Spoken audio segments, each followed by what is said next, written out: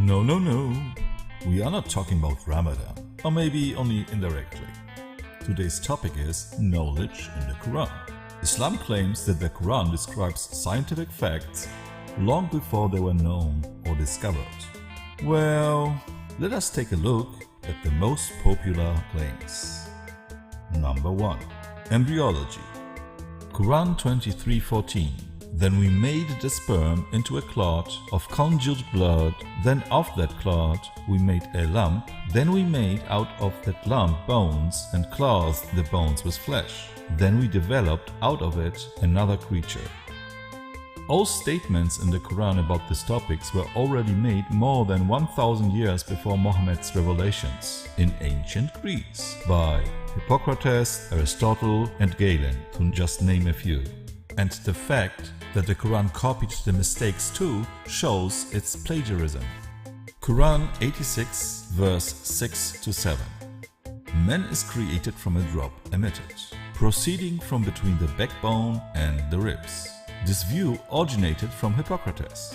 It states that semen comes from all the fluids of the body and passes through the kidneys on the way to the penis. Today we know this is wrong, but of course the authors of the Quran did not. It is also remarkable that the Quran is missing the female egg or the actual process of fertilization.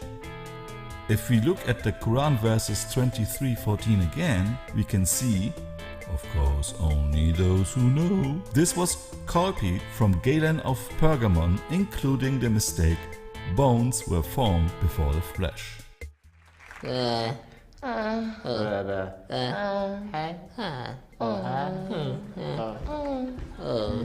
Grüezi miteinander! Just bear for a man and a woman. Number 2. The Quran describes iron as being sent down out of space before it was known that meteors carried iron onto the earth. Quran 57:25. This is false as well. The ancient Egyptians were harvesting iron from fallen meteorites and producing iron beads 5000 years ago. The knowledge about meteors containing iron was spread widely from Africa to the Aborigines in Australia.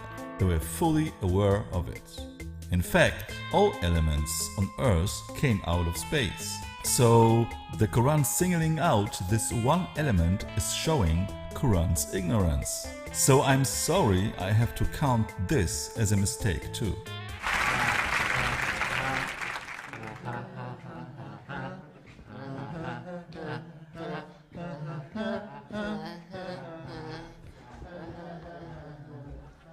Just Polonaise for a man and a woman.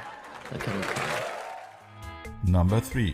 The Quran describes the moon as a reflecting light long before it was known. Most of the time Islam is pointing to the verses in the Quran 71:16, and made the moon a light in their midst and made the sun as a glorious lamp. And verse 25:61, blessed be he who has placed in the heaven big stars and has placed therein a great lamp and a moon giving light. Well, the claim is that the word nur or munir means reflected light. The word nur is often mentioned to describe Allah himself, so it can't be reflected light. And the word munir means shed light. So somebody who translated or explained those verses in English is not telling the truth. And even if, for the sake of argument, we accept that the Quran is talking about a reflecting light, Aristotle from ancient Greece told us like 1000 years earlier about moon reflecting the sun's light.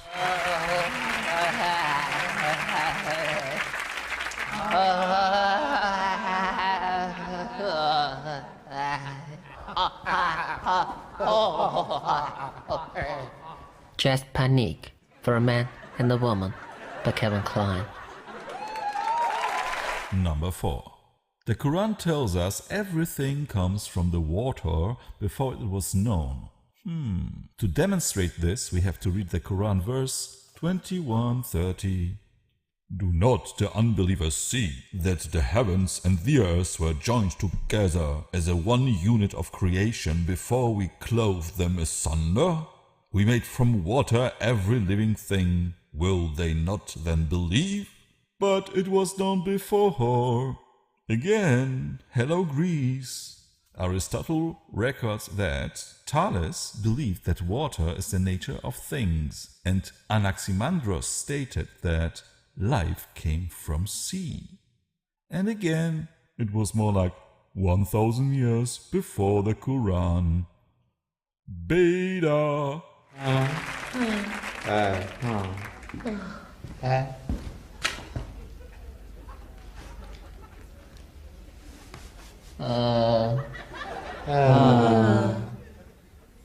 Just bullshit. For a man and a woman. By Calvin Klein. Number 5. The Quran revealed that planets move in orbits before this was known. It's written in the Quran 21:33. And it is He who created the night and the day and the sun and the moon. All in an orbit are swimming. First of all, it matches exactly the view of the Hebrews in the Torah. And because this verse is talking about creating the night and the day, it points to a geocentric model. We know this is not only copied, but false too. And I have to use this small clip I already used in the previous video once again.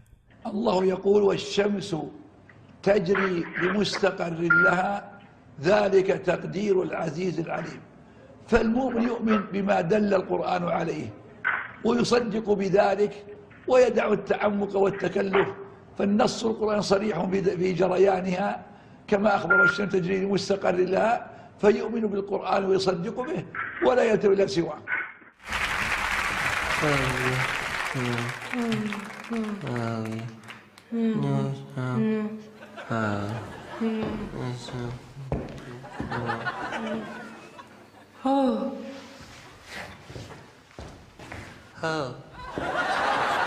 Rudolph. For a man only. By Calvin Klein. Number 6. Another bold claim is that the Quran is talking about the Big Bang before it was known about. So let's read the verse 21:30 again. Do not the unbelievers see that the heavens and the earth were joined together before we clothed them asunder? We made from water every living thing. Will they not then believe? There is simply no reason to believe this. It is simple as that. The earth was created 9 billion years after the Big Bang. So if there is any worse description out there for the Big Bang, then it could be found in the Quran. Okay, I was cheating a little. You will get the same information from the Sumerians, for example, Gilgamesh, Enkidu and friends. And this idea was also very popular in ancient Egypt, like the separation of Geb, the earth god, and Nut, the sky goddess. And we could go forever, but we will not, because hopefully you can now see that all those so-called scientific facts weren't new at all, and most of them are even false. That's why... Have a great day and stay away from Islam.